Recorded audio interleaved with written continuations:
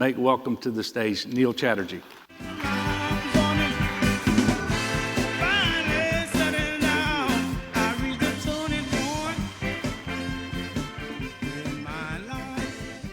I tell you what, Governor, if that's your first speech since January, you've got no rust on you at all. You've still got your fastball clearly. That was well, thank you. Outstanding, and you really teed up a number of critical issues that I would love to unpack in this conversation. But I guess maybe to start, I should explain to some folks in the crowd who are probably wondering, what is this Neil guy doing up here with the governor? What is FERC? What the FERC? So the Federal Energy Regulatory Commission, for those of you all... I got that too, by the way. It is the government agency with the primary responsibility for overseeing the reliability of the grid, so that making sure that when Louisianans hit the switch, that the lights come on. And there's a lot that goes into that process of maintaining reliability, and it included having close contact with state leaders, because you all are the ones who had to see everything at ground level. You really thoroughly covered in your remarks the challenges that you guys have here in Louisiana. I found it remarkable. I think most people who do associate this state with flooding, with hurricanes, wouldn't have really thought that Louisiana is a wildfire state, but it is now something that state leaders here are going to have to contend. In your years of experience really dealing with these challenges, can you speak a little bit about utility infrastructure and where you kind of saw some of the vulnerabilities during your time? Well, there was no place where we didn't see vulnerabilities, but it happened on the transmission side and the distribution side. And I know there's an ongoing debate, probably among people in this room, about whether much of this infrastructure needs to be put underground. I think, there's pros and cons to that, but some of it you're not going to put underground. But I'll never forget seeing these huge transmission towers crumple in southwest Louisiana because of Hurricane Laura in 2020. And people expect that within a day or so, all of that's going to be fixed. Well, these were hundreds of towers. Each one requires 3 semi-trucks, and you can't get the trucks to the location where they are because they're out in the swamp. And so really, really challenging. And so whatever you can do on the front end to make sure that they don't fail, and by the way, they had been rated, I think, up to 150 mile an hour winds, but they still failed. And so we've seen that challenge. On the distribution side, whether it was with President Trump in 2020 or President Biden in 2021, we went through neighborhoods where the utility poles looked like that slide that I showed you. And maybe that's where some work can be done to put that underground. We had electric lines going over the Mississippi River here that collapsed into the river, and all the commerce on the river stopped. Now that's when you start getting attention out of Washington. They're wanting to know when that line is going to be removed. It happened on the Intercoastal Canal down in southwest Louisiana in 2020 as well, and it stops everything. So there is not a piece of our grid infrastructure that we haven't seen challenged. And the wildfires, y'all have seen what happens in California. It was the exact thing in Louisiana. And it was an awesome sight to see the sheer power of a wildfire. But I pray to God we don't ever see that again. I really loved your message and your focus on evolving and incorporating technology and figuring out ways to be better, to be smarter. And you guys have faced so many of these challenges over the course of time. One of the benefits that comes from facing these kinds of events is that you learn from them and you get better. When I was at FERC, I was a big proponent of technology adoption and innovation, because I think that could help us do our job in terms of maintaining reliability better. AI was still sort of in its infancy when I was in my waning days at the commission. It's been just remarkable to see the evolution with AI over the past couple of years. Can you really speak a little bit to where you see opportunities with AI in terms of being smarter and being better and facing these challenges? Yeah, and I don't, assume. In fact, I know I am not the subject matter expert in this room because this is what you all are about every day. But I know that if you can combine AI and satellite imagery to pinpoint your allocation of resources on a routine basis with respect to managing vegetation and knowing where you need to put your limited resources and your crews, your vegetation crews, to minimize the likelihood of an outage in the next storm, that is so smart. Because you can't do everything everywhere, but if you know where you face the greatest risk ahead of time, you can concentrate there and just do so much good. Looking at the changes that climate change are bringing and how those risks are going to manifest themselves and affect you going forward so that you can strategically think ahead of time. And I'll tell you one of the reasons why this is so important, and this is especially true for investor-owned utilities like Entergy here in Louisiana that has the lion's share of the market. After a storm, the long-term recovery is dependent upon a disaster-specific appropriation. The language that gets written into that appropriation in Congress is specific to that disaster. The language changes all the time. But in the vast majority of cases, utilities are not eligible for that funding. After Katrina, they were. But even if you're eligible, you're competing against the housing needs of low to moderate income uninsured folks. And it's a negotiation like anything else. I've had to do it many times with the White House, with OMB, with Democratic White Houses, Republican White Houses, and going to the House and to the Senate and speaking to whoever's in the majority and the minority in both places, and you're negotiating. It is very difficult as a governor to negotiate for an electricity provider when you don't have the money on the table yet that you believe you need for housing. And so minimizing that damage to your system on the front end is really, really important, and it minimizes the increase to your ratepayers on the back end because the reality of the situation is you're very unlikely to get help from Congress. Sometimes adoption of this kind of new technology that helps you get out in front of a problem and be, proactive rather than being reactionary. There can sometimes be resistance to adopting new technology because folks are uncertain about it. I was a federal regulator. You were a state governor. We worked closely together because there is that importance of federal and state cooperation. How would you advise folks in the audience here today on, kind of educating policymakers about new tech to encourage that adoption? Because I do think it took me some time at the federal level to learn about these kinds of things. Certainly your state commission here, the state leaders, the companies in the area. What's some advice you can give to folks in the crowd about how to encourage folks to embrace the opportunities with these new technologies? Yeah, well, we just have to do it. I mean, I encourage you, and I know you are doing it. That's why you're here. But disaster preparedness, making sure that we're resilient, it's getting harder. It's not getting easier.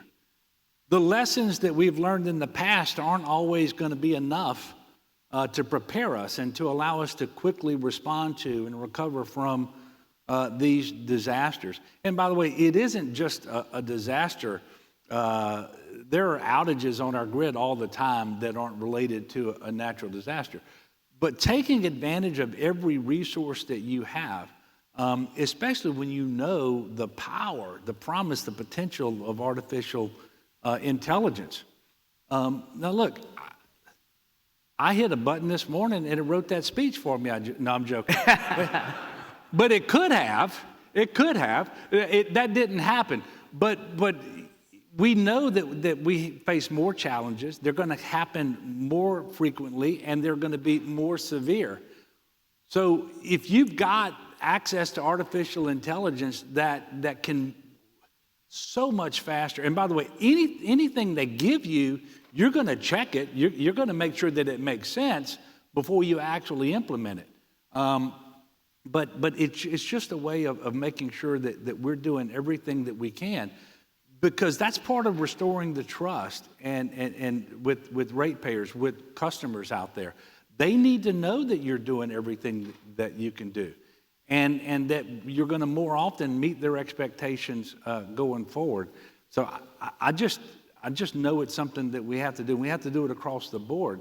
The legal community is turning to AI more often, the medical community, researchers, you name it. And so you have to do it here too. So here we are. We're less than 3 weeks out from a pretty significant election. But I do want to note, I was a Republican appointee. You were a Democratic governor. Yet when it came to reliability, when it came to things like disaster response, neither one of us checked to see what the political affiliation of our counterpart was. We did what was right for Louisiana. We did what was right for America.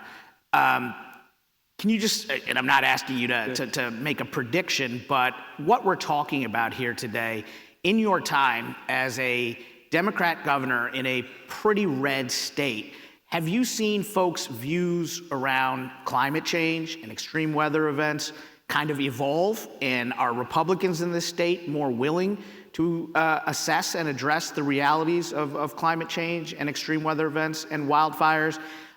Because I fundamentally believe that regardless of the outcome of the election on November 5th, in this space, maintaining reliability and affordability in the face of an increased surge in demand for electricity while simultaneously decarbonizing, that's a huge challenge that's going to take everyone working together, and we can't afford partisan infighting.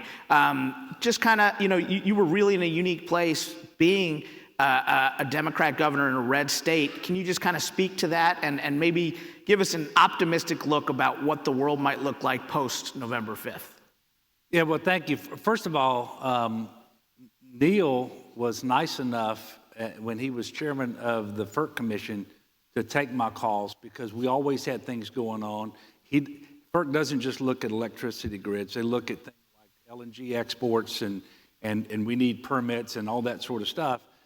He always took my call, and we worked together in a way that makes me optimistic and hopeful, because I know that it can happen. It can still happen. We don't see much of it.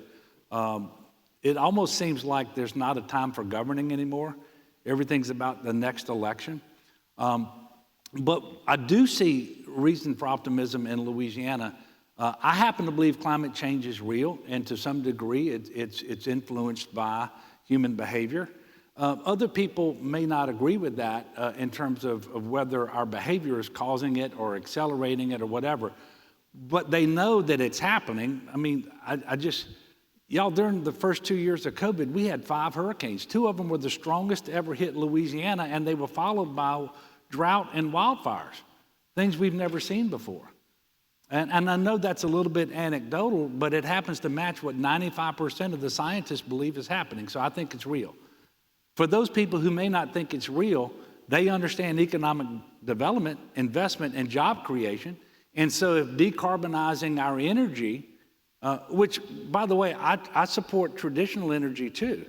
The most carbon-advantaged barrel of oil anywhere in the world is in the Gulf of Mexico. And if we're going to burn a barrel of oil today, it ought to come from the Gulf of Mexico. And natural gas is something that actually helps us every day. And by the way, you can use natural gas as a feedstock now and actually separate the CO2, sequester it, and so forth. So what we were able to build consensus on is that with the private markets moving towards low carbon and no carbon energy in the future, if Louisiana is going to be an energy state 30 years from now, the way it has been for the last 100 years, we have to embrace the transition and guide it and make sure investments are happening here in Louisiana. And so we were successful because we promoted this half about the environment and climate change and half about economic development, investment, and job creation. And so there's some part of that everybody can embrace. And while my successor and I don't see the world the same way, I don't think we see climate change the same way, he hasn't reversed any of those policies because they're producing unprecedented investments. So I do see reason to be hopeful and optimistic. This is a challenging time in the energy transition, but it's also an exciting one. You know, we've seen relatively flat demand for electricity for the better part of the last couple of decades. That is changing with data centers, with cloud computing, with streaming services, vehicle electrification, building electrification, increased demand for air conditioning, semiconductor manufacturing. All of these things are going to put tremendous demands on the power system. That means we're going to need to add new sources of energy, but we're also going to have to make our existing sources more effective and more efficient. From an economic development perspective, can you speak to kind of some of the industries of the future that you tried to bring into Louisiana, and really to tie it into this conversation, how important technologies like what AI Dash has can help create that efficiency, so that because to attract this economic development, you got to be able to promise that the power is going to be there. No, absolutely. So we have a climate action plan with dozens of strategies and action steps. The number one thing that's required in order to come close to meeting our goals is to electrify industry in Louisiana to the maximum degree possible, and for the source of as much of that electricity as possible to be renewable. And so that was true even if we weren't adding demand with data centers and so forth. And so it's going to be very, very challenging. But it's also, I think, exciting. One of the things we were able to do shortly before I left office is we announced final investment decision and got started on a solar panel manufacturing facility in South Louisiana. Now, we do a lot of chemical and petrochemical manufacturing, but to manufacture solar panels in South Louisiana, I think is obviously a step in the right direction. But there is so much more to do. And Neil, I think you're exactly right, because you want people to invest here, or I want people to invest here. They have to have confidence. And one of the things that undermines confidence are the regularity, the frequency, and the severity of storms. So if we can't promise them enhanced resilience, it makes it harder to get the investments. And in Louisiana, unlike a generation ago, 2/3 of our people, 2/3 of our economy are along the I-10-12 corridor south. I'm talking about South Louisiana, somewhere in close proximity to the coast. And so that's what we have to sustain. That's also where people worry about hurricanes the most. So if we don't build in resilience, if we don't put everything that we have to bear on that, we're not going to inspire the confidence in the decision makers who ultimately decide where they're going to invest and where they're not going to invest. And it might be Louisiana today, but it's not just Louisiana. You see what's happening in Florida. You see the wildfires in California. You see what happened in North Carolina and Tennessee and Georgia. I mean, this is all over the place.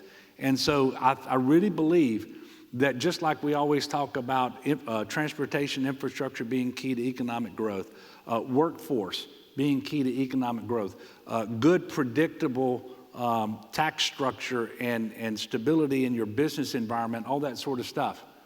Right there with it now is the reliability of your electricity and the fact that you're going to be adding more capacity going forward. And I will tell you, if you are, and I had this conversation dozens of times with CEOs of these energy transition companies, they want to be able to access renewable electricity to run their enterprise because they believe that the energy transition is necessary. That's what they're participating in, and they don't want traditional electricity. They may take it initially, but you've got to be able to show them where at some point in time it will transition over. And so you're exactly right, Neil, about the challenges that we face. But for every challenge, there's a real opportunity out there too. And there's a lot of excitement. And just think about how busy you all are going to be over the coming years and decades responding to these challenges.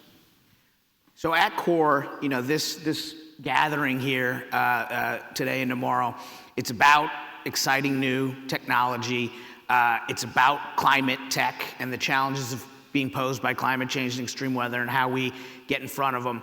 But it's also about a very wonky technical thing, vegetation management. And look, when I think of Louisiana, I think of New Orleans. I went to Baton Rouge for the first time ever yesterday. Beautiful place. Go Tigers. Go Tigers. Yeah. I guess I'm a Kentucky guy. I'll begrudgingly give you that. We got Joe Burrow in the Cincinnati Bengals, so we'll claim that. But so I saw this TV show on HBO a few years ago, True Detective. It's probably the best series I've ever seen, set here in Louisiana, and they really focused on the bayous and the broader array of the state. So for folks in this room, when we're thinking about vegetation management, can you speak a little bit to the geography and topography of Louisiana outside of New Orleans and Baton Rouge? Well, if you flew in during the daytime to New Orleans and you looked out the window as you were landing, that really is what South Louisiana looks like. From right over here where we meet Mississippi all the way across to Texas.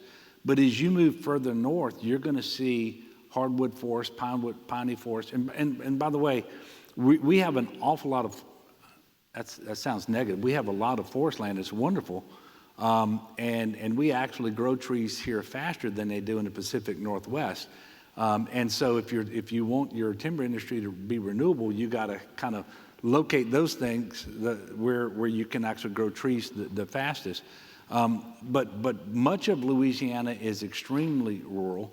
A lot of forest land, including national forests, but privately owned. International paper owns a lot of property in Georgia Pacific, so forth. So it is a varied landscape, and it presents, I think, now we don't have mountains, but other than that, I think just about all the challenges that you could face in managing vegetation, and you just can't have a crew, give them a couple of chainsaws and weed eaters and send them out and say, just go do your best today. You got to really make sure they know where to go and what it is that we're expecting, because, by the way, this is another challenge we're facing right now. That drought last year, we had a record number of trees that just didn't leave out this spring. They just died. And they're all over the state of Louisiana. Those root systems are dying, and it's not going to take much of a wind. And so there is a problem. Before, we were just, for the most part, trimming limbs. Now we've got to go all over the state of Louisiana along our highways, but also along our transmission lines and distribution lines, and actually remove dead trees.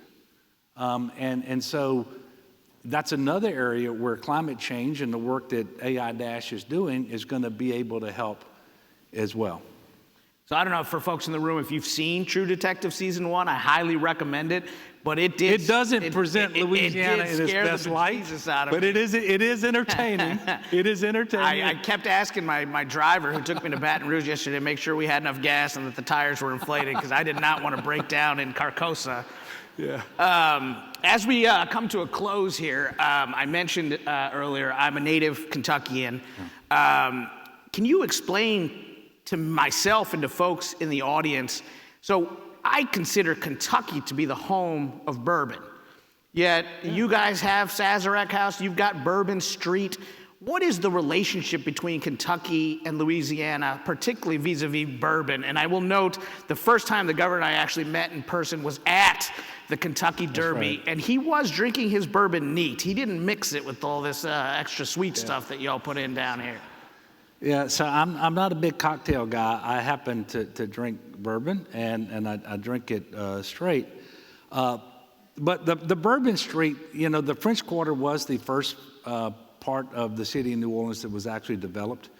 It's the highest land in the city, which, people are smart, that they didn't build there first for no reason. And by the way, it did not flood during Hurricane Katrina either. But that connection to France, and that's where bourbon comes from there. But the Sazerac House is obviously owned by the Sazerac Company, and Bill Goldring, who is a New Orleans native, owns that company. And so Buffalo Trace Distillery, Colonel Taylor, you've got Blanton's, you've got Pappy Van Winkle is part of that. And so I have a pretty good collection of those things, and I believe I'm supporting both Louisiana and Kentucky when I go to wherever I go and buy my bourbon. But that is a connection that we have. Louisiana also is a big horse racing and breeding state. A lot of people don't know that. And that's another connection that we have with Kentucky. And I will tell you, I've thoroughly enjoyed my trips to Kentucky for the Derby and getting to dress up a little bit and drink some bourbon. Well, we loved having you there. Thank you for hosting us here in your beautiful city. Thank you for your service to Louisiana and to the country, and for these wonderful remarks and conversation today. And to bring it all home, to tie it all together, there is a direct nexus between bourbon and vegetation management. We need the trees for the barrels. So yeah, see what I did there? I brought it all home. Thank you very much, Governor. White Oak. Thank you, Neil.